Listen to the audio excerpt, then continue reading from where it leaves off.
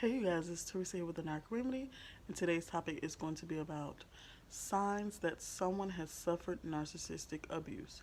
But before we jump into the topic, I want you guys to like, comment, and subscribe, share the video, you guys, so we can grow, and also put your notification bells on so you guys can be notified every time I post new content like this. Let's begin. Okay, so you guys, signs that someone has suffered from narcissistic abuse. Basically, how you can tell that someone has been with a narcissist. Now, this video will relate more to the survivors who are fresh out of the narcissistic manipulationship, but of course, it's for all my survivors who are still healing. I'm still healing myself. But yeah, if you're not feeling or felt like any of these signs, you ain't been with a narcissist for real, okay? You might have been with a toxic person, but not a narcissist. Toxic people don't make you feel like a narcissist. Trust me, y'all. A toxic person, when the relationship is over, they may beg maybe once or twice, but they're not gonna smear you. They're not gonna right away get with another partner. They're not going to, when it's over, just keep pushing at you, keep jugging at you. They're going to leave it alone eventually. Not a narcissist. They're going to keep jugging, keep jugging. They just want to destroy your life. Okay? That's the difference. Because I was with the guy for on and off for like 15 years. Okay? He didn't know what he wanted. Okay, so I'll just say he was a toxic person, right? He didn't know what he wanted. Not once did he bring up any of his exes and talk bad about them. Not once did he smear my name and talk bad about me to other people. Not once did I ever feel depressed after being with him. With the ex-nut that I dealt with, I felt all of that. So that's the difference between a narcissist and a toxic person. Okay? Now let's begin with these signs.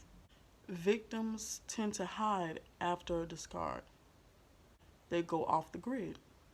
They keep to themselves while healing, while the narcissist has fully smeared them and moved on. Victims can be emotionally unstable, quick to cry, quick to anger, depressed, and very needy. They may seem like they're BPD for about a year or more. BPD is borderline personality disorder. Victims seem to feel paranoid. I know I was, you guys.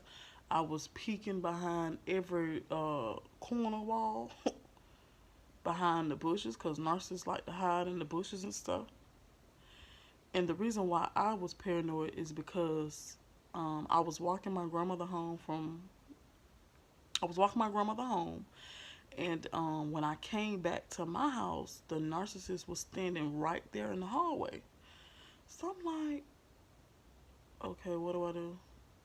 So that time I let him in because he was playing the whole, oh, I miss my kids card. We are likely to change our phone numbers, addresses, bank accounts, etc. I know I changed my phone number and he never knew my bank account information. Narcs are always looking for ways to mess with their victims, you guys. Get even. Always. Victims are very jumpy. Everything startles them. This could carry on for a few years. Victims don't trust anyone's intentions. I was here before. Always analyzing and looking for the next demon in disguise. Guys, I was like this. I didn't trust anybody, but I'm at a point now that I can trust people again. So you will get to a point where you can trust people again, where you will love again, okay? Even people they know they be questioning. That's true, I done that too. Once you've seen a mask drop, you know evil and your innocence is gone. That's true, you guys. Once they mask drop and you see, oh, it's evil people like that out here, you'll never look at people the same. Because you know there's many more out here. When a victim is ready to talk about it, it may be months or years later. When did I decide to talk about it? Well, publicly, it's been like I would say like 2 years publicly, but um, to my family, probably a couple months. Will likely be angry. If your family and friends believe the narcissist early on without reaching out to you, they may be a target of your anger. The phrase two sides to every story will likely set them off, especially if you haven't heard their side of the story. Victims develop sleep disorders. I haven't developed a sleep disorder. I sleep real lovely. No shade. The sleep disorders is pretty much all a part of the CPTSD, that is complex post traumatic stress disorder. So, complex post traumatic stress disorder is it's a condition where you experience some symptoms of PTSD, like difficulty controlling your emotions, feeling very angry or distrustful towards the world. So some of you may feel the CPTSD. It's like a tongue twister. um, because victims are trying to prevent this from happening again, they will do a lot of research. They will become passionate about it. Psychology will be their new hobby, and they'll be very knowledgeable in it. Okay? So don't discredit what they know. So those are the signs that someone is suffering from narcissistic abuse, you guys.